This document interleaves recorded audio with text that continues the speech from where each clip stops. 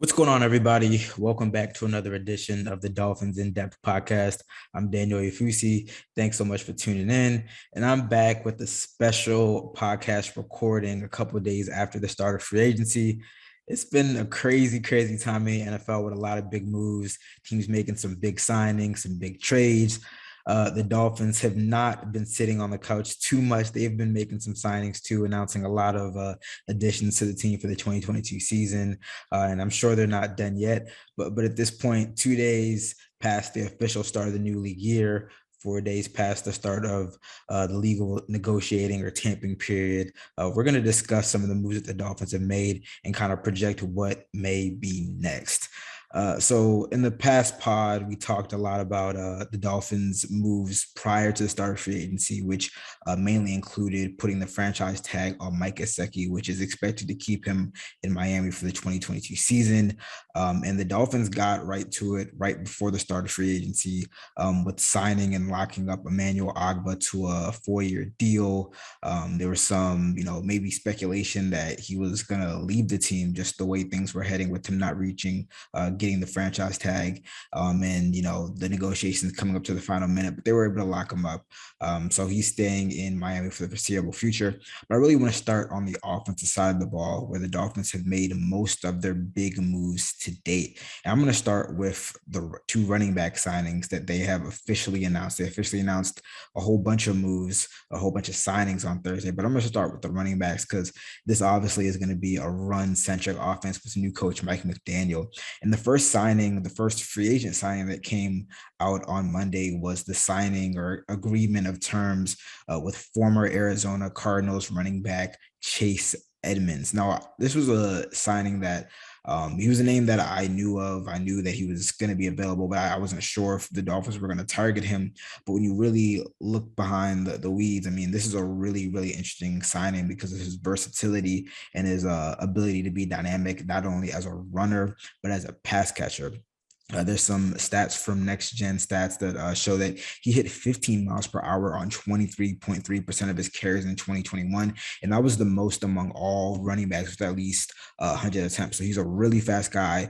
If he gets out into the open space, he might be able to take it the distance. And I think that speed and that dynamic ability, that explosiveness was something that was severely missing in this Dolphins offense, whether that was from its wide receivers, from its pass catchers. They just didn't have the ability to keep up with some of the better offenses in the NFL. And Chase Edmonds is a guy who can do a lot of really good things with the ball if you get it to him, and you can get it to him in a lot of different ways. So I think this is a really nice and a really interesting signing for this Mike McDaniel-led offense that we know is really going to be predicated on that zone running scheme, finding those cracks, those holes in the blocking, and kind of hitting the hole and going upfield. So that is a really interesting signing.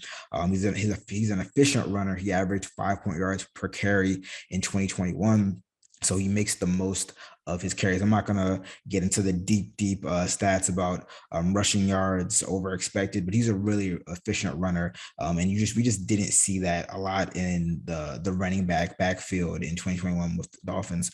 So again, that was the first signing that was announced in terms of the terms being agreed. And I think that it's really going to be an interesting signing in the different ways that Mike McDaniel can use him. This is a running back by committee offense. I mean, if you look at McDaniel's history in San Francisco, he didn't usually rely on a bell cow, but these running backs are still very important in his offense. And Edmonds is a guy that can line up in the backfield. He can spread out wide and kind of run some routes. So it's going to be interesting to see how McDaniel uses him. The second running back that I want to talk about that the Dolphins announced was the signing of Raheem Mostert. And some Dolphins fans might remember that name. Once upon a time, he had a really short stint in Miami. Team waived him and he was acquired off waivers and left Miami. But he was definitely a name that I saw. And I thought that the Dolphins might be able to bring him in just because of his connection to Mike McDaniel and his familiarity with that zone running scheme. He has had a lot of injury problems in the past couple of years. In 2021, he only played one game because of a knee cartilage issue that knocked him out for the rest of the season. But I mean, when you look at him, he has that home run threat. I know I talked about Edmonds having it. but Mostert really, really has it. He has, I mean, I want to say it's close to track speed when I look at him on the field. He has track speed in a football uniform. There were some interesting comments from one of his old teammates now, Trent Williams from the 49ers, on the I Am Athlete podcast. He said that Raheem Mostert is like the new age Chris Johnson in terms of just his acceleration and his ability to find the hole and just hit it and separate from defenses. And while I'm not saying that Raheem Mostert is going to be Chris Johnson, I mean, I tend to agree, and the numbers do back it up. According to Next Gen Stats, Raheem Mostert is responsible for two of the fastest speeds as a ball carrier since 2018. So if you look up Raheem Mostert highlights on YouTube, I mean, you're going to see a lot of speed. You're going to see him outrunning defenses. And again, the Dolphins desperately need that. Too often, they really relied on Jalen Waddle to be their primary, playmaker. They need other guys who can just make a play and create and make big plays. The Dolphins really lacked in those big plays. We talk so much about how in 2021, Tua and the offense had to drive 10, 12 yards, 10, 12 plays, 80 yards just to score a touchdown. And you want to have an offense that, can kind of shorten those drives, can go 6 plays, 7 players, maybe even 3 plays and get a really explosive play that you take to the house. Mostert is that guy, and he can do that. Again, it's a big if he's healthy, if he can stay on the field, which he hasn't been able to do consistently. But again, it seems like it's going to be about a 1-year deal, $3 million. Not a huge investment in this contract. And it's one of those situations where, again, if he can stay healthy, you have a really dynamic and explosive running back who knows this scheme, like the back of his hand. He spent the past couple of years in this system in San Francisco. And if he's on the field and if he can stay on the field, I think the Dolphins are going to have a really dynamic running back room. Again, this isn't going to be a one player bell cow running back system. They're going to have Chase Edmonds, Raheem Mostert, potentially Myles Gaskin, and Savon Ahmed, maybe even somebody else in the draft in the middle or late rounds of the draft come in and also contribute. But I really do like the way they've kind of diversified the skill set of this running back room. Next, I want to talk about wide receiver Cedric Wilson Jr., who is signed from the Dallas Cowboys. Had a lot of success in Dallas, even with a lot of really talented skill position players on that team. He really thrived in 2021 with some injuries to that wide receiver core. He's worked exclusively in the slot in Dallas, but I think that speaks more to the talent that was surrounded around him as opposed to his own skills. And he really did excel in the slot. He averaged 3.5 yards of separation per target, which was 13th among the receivers. I think that, again, he's really effective in the slot. I don't think that he's going to be limited to the slot, but just the success that he's had lining up inside, I think that's going to allow Mike McDaniel to move Jalen Waddle around a lot more. Jalen Waddle isn't just a slot receiver. I think that he was kind of reserved to that or resigned to that role in 2021 just because of the limitations of this offense. But now that you have a guy in Cedric Wilson who can work the slot, work the middle of the field, hopefully that opens up some stuff for Jalen Waddle, especially downfield, which we didn't see enough in 2021. And the team is also expected to sign Trent Sherfield, who spent the 2021 season with McDaniel in San Francisco. So he knows the offense as well. I would expect that this is more somebody that's going to fight for a spot as one of the final receivers on the roster and mainly contribute on special teams. But again, he's a wide receiver that's going to come in and know the system and maybe potentially contribute if the Dolphins need him to. And next, I want to talk about another Dallas Cowboys player. The Dolphins were kind of double dipping with Dallas players, and they might get another one that we're going to talk about later. But Conor Williams, an offensive guard that they signed. I know that there was a lot of clamoring for signing an offensive guard, an offensive lineman, an offensive tackle. The Dolphins started that. They got their guy so far in Conor Williams. He's a young ascending lineman who can start at guard, but he's also played tackle in high school. He's played tackle in college, and he's also split some time at center. He's just 24 right now. He's going to be 25 at the start of the season. So again, with not only Conor Williams, but Cedric Wilson, with Chase Edmonds, you see this kind of trend of the Dolphins kind of banking on upside and getting guys who, just got off their first rookie contract, their first deal. They think that there's still projection to higher level of play down down the road, and Conor Williams fits that mold. He did have some holding issues in 2021 that got him benched for a couple games, but prior to 2021, I mean, he didn't really have an issue with penalties, and he was one of the best linemen when he wasn't holding players. He rated out by Pro Football Focus as the 11th best guard in 2021. He was a top 10 run blocker and a top 15 pass blocker. Just a really, really solid guy that, I mean, he seems like you're going to slot him and project him to be the starting left guard right now. And, you know, whether Robert Hunt starts at right guard, maybe you have the guard spots settled down, maybe Robert Hunt moves to right tackle. But now, again, you start to secure some spots on the offensive line, and it's like, you don't have 3 issues on the offensive line or 4 issues on the offensive line. Maybe you just have 2 or 3 got to figure out. We're going to talk a lot more about what the Dolphins can probably do at offensive tackle. But again, getting a starting caliber offensive lineman, it was very, very crucial. And getting multiple, I thought, was crucial. But again, Conor Williams is a guy that comes right in. He can start from day one. If you need him to move and play tackle, potentially, I think that he could do that in a pinch. But now, I mean, you have 2 definite starters, and now you got to figure out the center spot potentially in those tackle spots, but we're going to talk about that later. The next guy on the list that I want to run through is Alec Engel, fullback from the Las Vegas Raiders. We all knew that this wasn't a real sexy position for fans to look into, but it was definitely a position that Mike McDaniel and the Dolphins were going to look into. I know they signed John Lovett a couple weeks ago, but Alec Engel is an established fullback. There's not a lot of them, but he is an established fullback.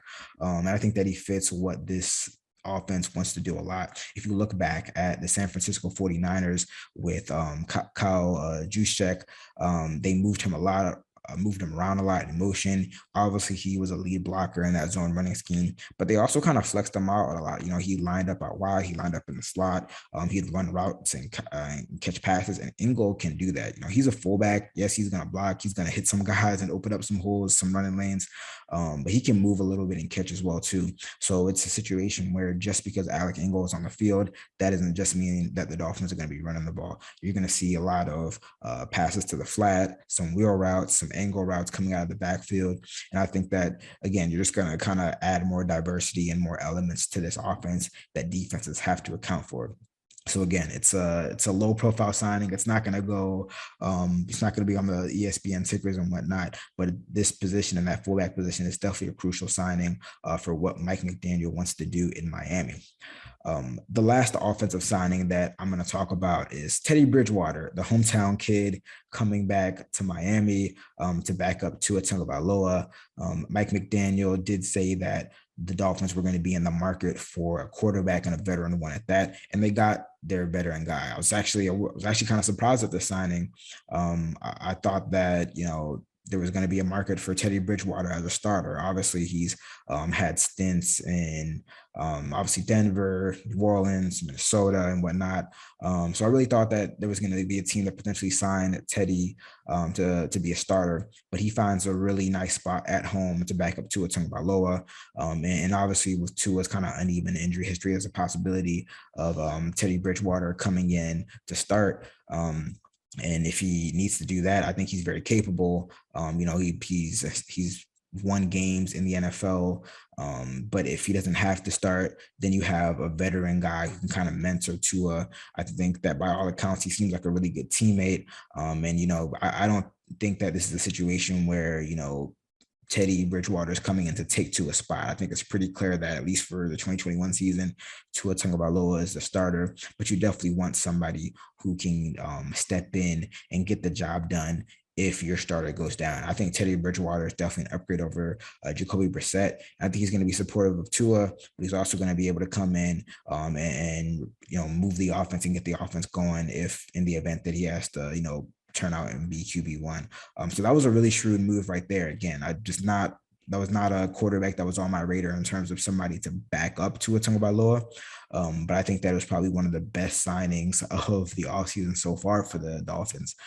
So this was a really offense heavy, first few days of free agency for the Dolphins. And I think that it kind of falls in line of the moves that, kind of the vision that the team had and they kind of spoke of in the weeks prior. I mean, I think that even with the moves on the coaching staff, keeping Josh Boyer, keeping a lot of those defensive assistants, you saw the moves that they made in the first couple of days of free agency with not only re-signing Emmanuel Agba, but re-signing their entire linebacker core, Duke Riley, Sam McGuavin, Landon Roberts, Brendan Scarlett. I mean, you saw that this was viewed as a defense that didn't really need to be tinkered too much. And they're bringing the game back together, whether for better or for worse, they're bringing the game back together and they're really revamping this offense. So again, you really saw the vision of this team so far in the opening days of free agency. Will not really making a big move on defense bite them? I'm not sure. We're going to find out. I know a lot of fans were kind of hoping that the Dolphins would have targeted an inside linebacker to play next to Jerome Baker and let him kind of move onto the outside. It doesn't seem like the Dolphins saw that as big of a need as some other people may have, but that's their prerogative. That's the vision that they saw. And again, I think that you really do see the vision of the team in the first couple of days of free agency. I mean, the moves that they made are not by accident. There's a reason why all the street free agents outside of Keon Crossan that they brought in have been on the offensive side of the ball. So again, they're keeping it locked and keeping it together on defense. They're revamping the offense, and we're going to see where that takes them in 2022.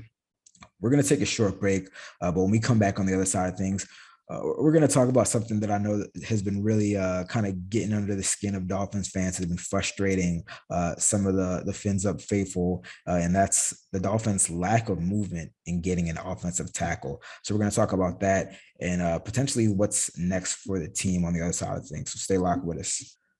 What's going on, everybody? Still talking Dolphins free agency here on the Dolphins In Depth podcast. I broke down some of the Dolphins signings and my thoughts in the first half of things. But in the second half of the pod, we're going to talk about, like I said, something that I know has really been upsetting, frustrating, irking, vexing Dolphins fans in the opening days of free agency, and that is the Dolphins' lack of movement on the offensive tackle market. Obviously, offensive tackle, both sides, left and right tackle, was seen as the Dolphins' biggest weakness entering the offseason. And to date, as I'm recording this pod Thursday night, the Dolphins still do not have a new offensive tackle on the roster. So I know a lot of fans are saying, what is going on? Why don't we have an offensive tackle? Why is Jesse Davis still the right tackle? I know I've heard it all. I've heard it all on Twitter. I've tried to break it down, make sense of it. And I know there's a lot of frustration out there, but if I can kind of talk Dolphins fans off the ledge, I kind of pride myself on that. I try to be the voice of reason, try to be the optimist, as to balance out some of the pessimism that's and cynicism that's out there. I will say there still are some names, and I think that really there's a lot of names out there. There has not been a ton of movement on the offensive tackle front for whatever reason. Obviously, I know there's some speculation about Teron Armstead from the New Orleans Saints and maybe his holdup as he monitors the Deshaun Watson situation. But he's, arguably the top free agent tackle in this year's free agency cycle, and he has not been signed. I'm not completely sure of the Dolphins cap situation. It looks like they are definitely under $20 million. So they might have to do some cap maneuvering to fit Teron Armstead under, in their salary cap situation. But again, he hasn't been signed. He's somebody that's been linked to the Dolphins since the start of free agency. Eric Fisher from the Colts, Trent Brown from the New England Patriots. Those guys haven't been signed. Dwayne Brown, I believe, is still on the market. So again, there are a lot of names that the Dolphins can still target, pursue, and eventually sign and bring in to protect Tua Tagovailoa, which I know is the chief concern of Dolphins fans after seeing what he had to go through in 2021. The biggest name or I guess the name that's been most recently linked to the Dolphins recently is also available. La'el Collins recently just got released from the Dallas Cowboys on Thursday after Dallas failed to find a trade partner. And, my colleague Barry Jackson reported that there is mutual interest between the Dolphins and Collins. But obviously, if you haven't heard, or if you have heard, NFL Network reporter that the Cincinnati Bengals have actually brought in La'el Collins for a visit Thursday. He's going to be spending Friday with the organization with the potential to get a deal done. So I know that when Dolphins fans saw that, I know a lot of Dolphins fans were sick to their stomach. I'm sorry you had to see that. We'll see what happens on that front. And obviously we'll be reporting on that at the Miami Herald. But again, La'el Collins is available.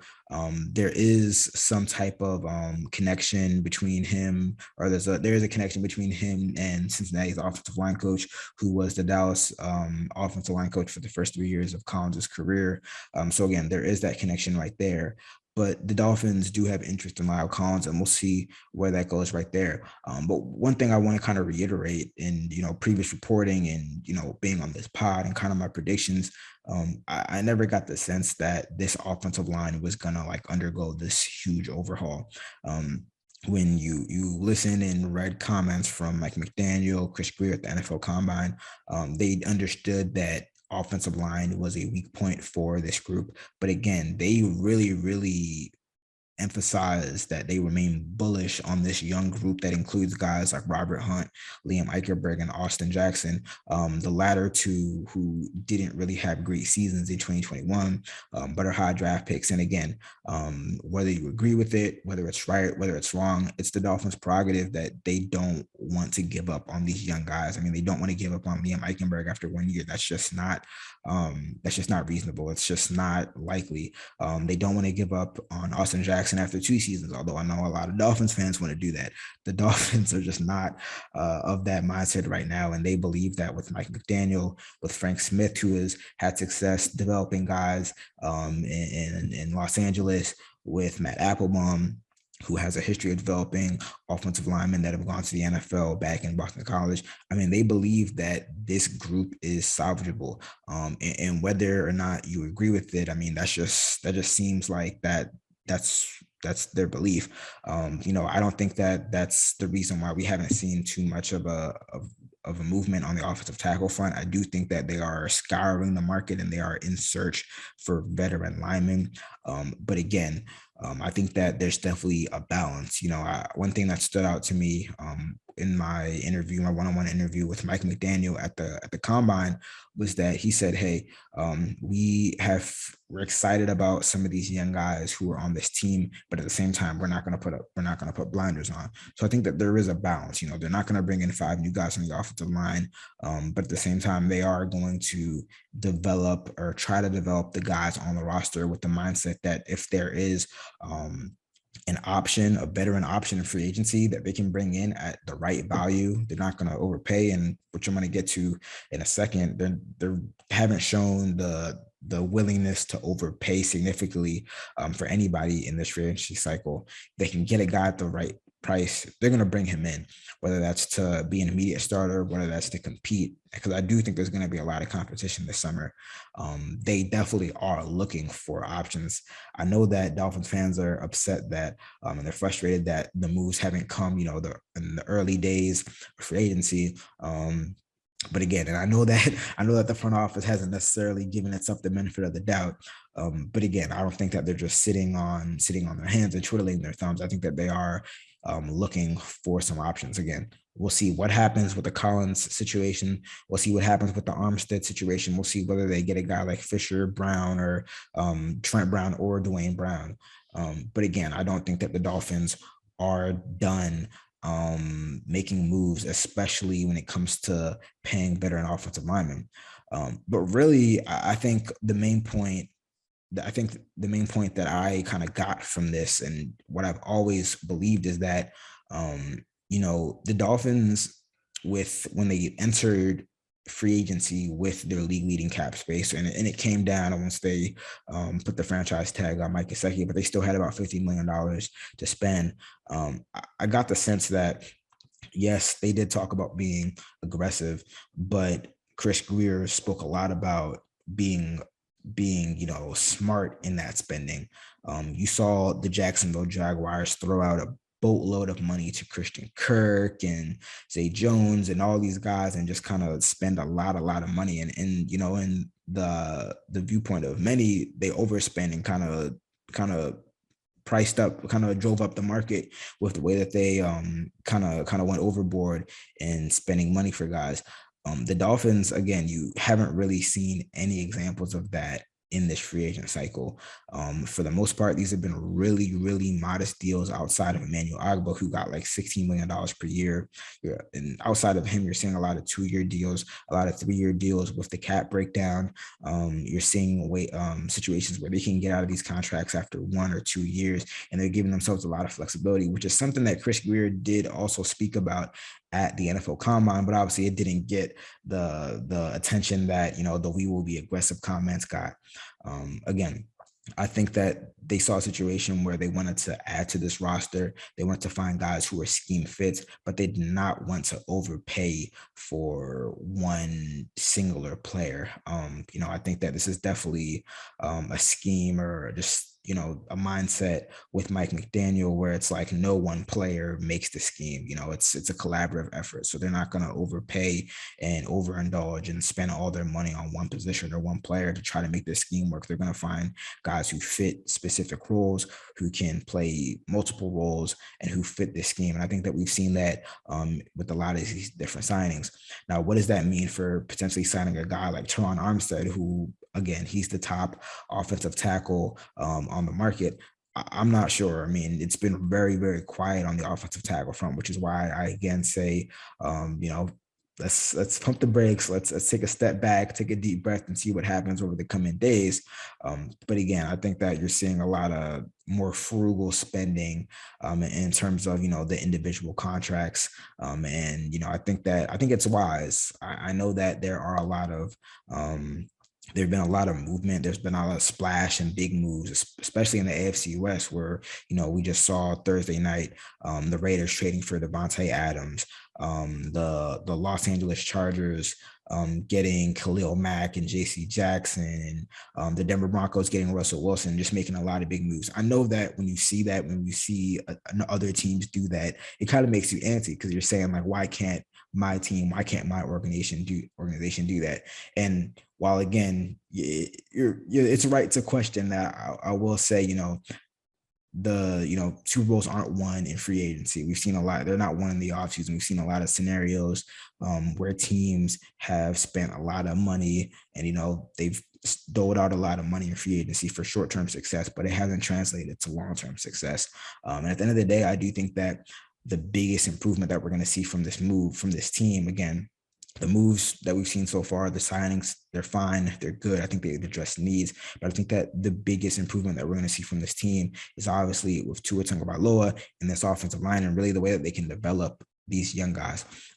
Ideally, you'd like to see them bring in, maybe 1 or 2 more established veterans to really, really solidify that group. We'll see what happens. But again, I think that really the main source of improvement is going to come internally from what some of these younger guys on the offensive line can do in year 2, year 3, year 4, and ultimately what Mike McDaniel, Darrell Bevell, Frank Smith, that offensive coaching staff can do with Tua Tagovailoa in terms of getting him comfortable with this new system, getting him just up to speed, knowledgeable, and just feeling confident in running this system. Because again, it comes down to the quarterbacks. You can surround your entire team with a lot of talent. We've seen teams like the 49ers with Jimmy Garoppolo. We've seen with the Cleveland Browns and Baker Mayfield just surround themselves with a lot of talent. But at the end of the day, if you don't have the quarterback that can get you to the promised land and win you big games, you're not going to go very far. So at the end of the day, that's what it's really going to come down to. I know that fans would like to see the Dolphins ideally spend their money on kind of more splash moves and get more, more veteran offensive linemen, more really, really solid pieces to round out this roster. But I think, once again, at the end of the day, where we see the real source of improvement is going to come internally from not only Tua, but that O-line. So again, we'll see what happens. It's 4 days into, I'll just call it the start of free agency on Monday, 4 days from then, when teams can have the ability to start negotiating with with free agents. The Dolphins have made their share of moves so far. They're not done. They still got money. They're still roaming around to look for improvements. So we'll see what happens, and we'll see if they finally get that veteran offensive tackle to kind of calm down the nerves of some Dolphins fans out there. But that brings us to the end of another edition of the Dolphins In Depth podcast. I want to thank you guys so much for tuning in. It's been a real busy, I say it every week, and I say this every week, been a real whirlwind process this entire offseason. Free agency, I know it's kind of settled down on Wednesday, Thursday, but again, I'm sure that there's going to be a lot of moves on the horizon, and we'll be here at the Miami Herald to cover it all the way through. So I'll be back next week to discuss the latest Dolphins moves and what's been going on around the NFL. But until then, you guys take care. If you're Canes fans, hopefully they advance to the second weekend of NCAA tournament. If you're a fan of any other teams in NCAA tournament, I wish you all the best. And we'll be back to talk Dolphins next week. You guys take care. Bye.